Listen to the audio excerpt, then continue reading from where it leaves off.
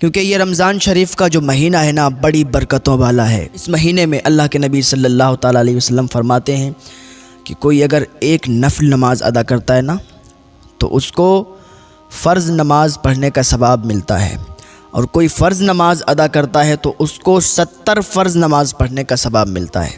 بڑی برکتوں والا مہینہ ہے، بڑی رحمتوں والا مہینہ ہے۔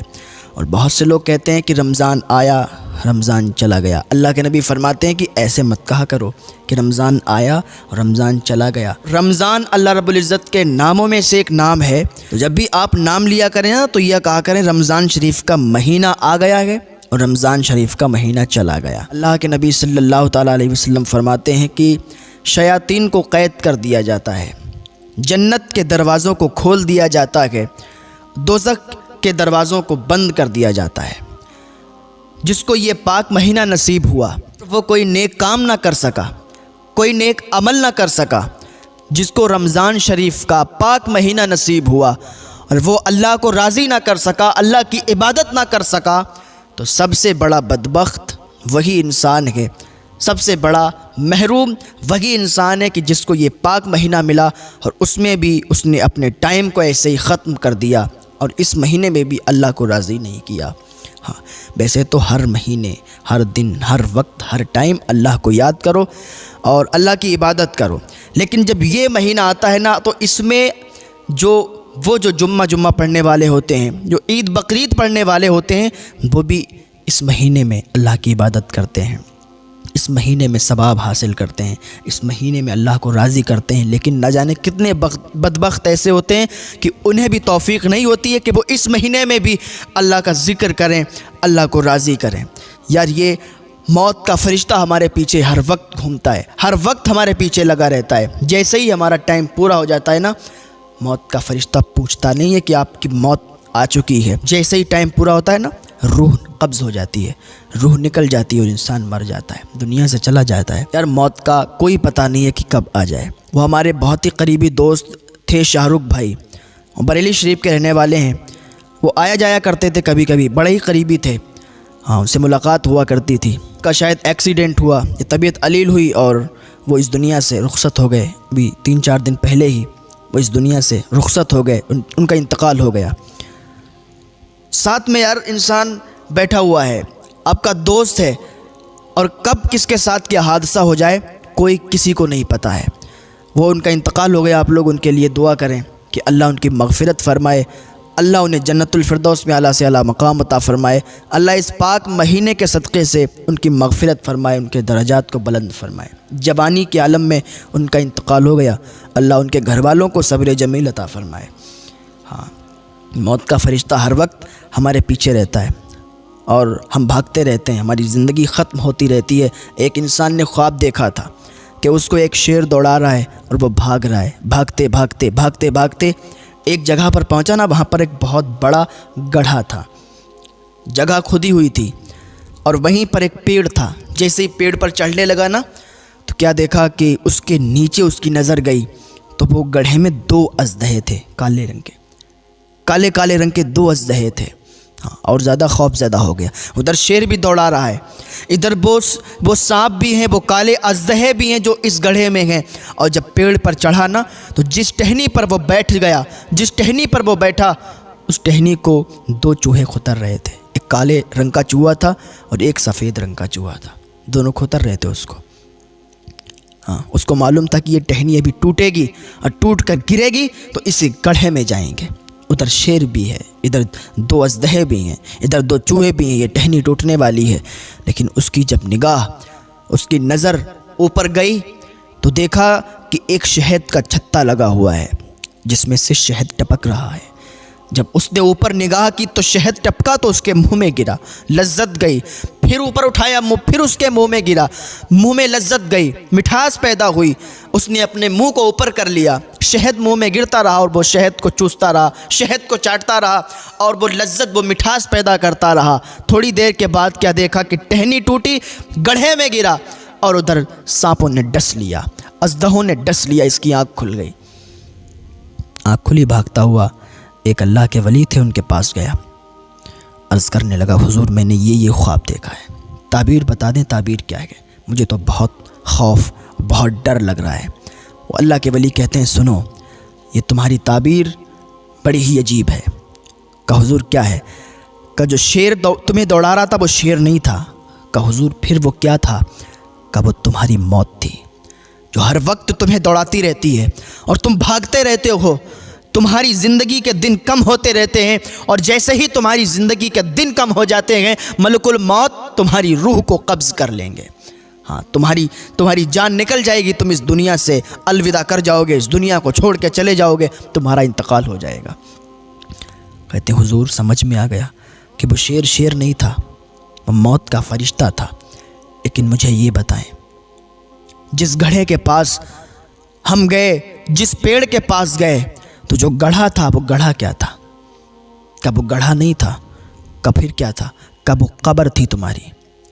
वो गढ़े की शक्ल में तुम्हारी कब्र तुम्हें दिखाई गई कि इसी कब्र में तुम्हें मर के जाना है और एक दिन तुम चले जाओगे। सब लोग इन्ना लिल्लाहि व इन्ना इलैहि राजिऊन पढ़ेंगे और सब लोग तुम्हारी कब्र पे जाके तुम्हें मिट्टी दे देंगे और वहीं तुम्हें दफन कर देंगे। हुजूर समझ गया कि कब्र थी, लेकिन कब्र के अंदर जो अजदहे थे वो क्या थे? का फिर भी नहीं समझे। जो अजदहे थे वो अजदहे असल में कोई सांप, कोई दुनियावी जानवर नहीं थे, बल्कि वो जहन्नम के अजदहे थे जो तुम्हारे गुनाह की शक्ल में तुम्हारे सामने नज़र आए। वो तुम्हारे गुनाह थे, जो छोटे छोटे तुम गुनाह समझते हो वो छोटे छोटे गुनाह नहीं होते। हाँ, झूठ को तुम छोटा गुनाह समझते हो, झूठ कोई छोटा गुनाह नहीं है। चोरी को तुम छोटा गुनाह समझते हो, चोरी कोई छोटा गुनाह नहीं है। शराब को छोटा गुनाह समझते हो, शराब कोई छोटा गुनाह नहीं है। माँ बाप की नाफरमानी को छोटा गुनाह समझते हो, कोई छोटा गुनाह नहीं है। हाँ, बख्शे नहीं जाओगे। माँ बाप के जो नाफरमान हैं बख्शे नहीं जाएंगे, और जिनके माँ बाप उनसे नाराज़ हैं तो आज इसी दिन अपने माँ बाप को राज़ी कर लें, क्योंकि माँ अगर जन्नत है तो बाप जन्नत का दरवाज़ा है। ना माँ नाराज़ होना चाहिए, ना बाप नाराज़ होना चाहिए। जिनके माँ बाप नाराज़ हैं उनको आज ही आप मना लो, उन रूठे हुओं को, वो आपके माँ बाप आपसे राज़ी हो जाएंगे और एक बार अल्लाह की बारगाह में हाथ उठाकर दुआ कर देंगे, या अल्लाह मेरे बेटे को बख्श दे, मैं इससे राज़ी हूँ, तो अल्लाह तुम्हें जन्नत नसीब फरमा देगा।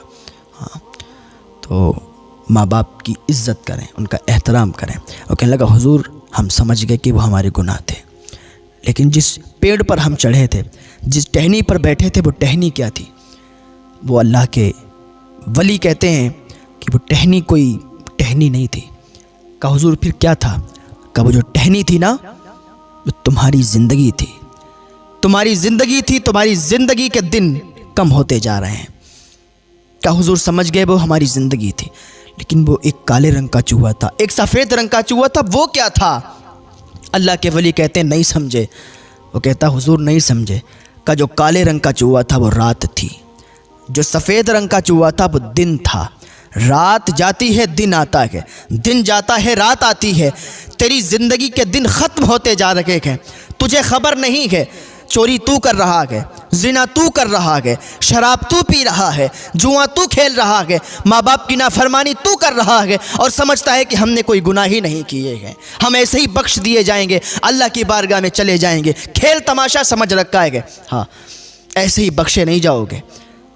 वो कब्र में जाके हिसाब व किताब की मंजिलें भी आपको पार करना है। हाँ, और तुम समझते हो कि हमने किसी को गाली दे दी, और ये माशरे में बहुत आम है कि अगर किसी का कोई भतीजा लगता है तो फिर वो सीधे मुझसे बात नहीं करता है, डायरेक्ट उसको गाली देता है। तो ये समझते तुम छोटे गुनाह और समझते हो कि हम मजाक करते हैं, और समझे कि मजाक में गाली दे दी तो उसका कोई अजाब नहीं, कोई गुनाह नहीं। याद करो अल्लाह के नबी सल्लल्लाहु ताला अलैहि वसल्लम फरमाते हैं कि जिसने किसी को एक भी गाली दी उसकी कब्र में बारिश होगी आग की, और ऐसी बारिश होगी जैसे आसमान से पानी की बरसात होती है, ऐसे उसकी कब्र में आग की बरसात होगी।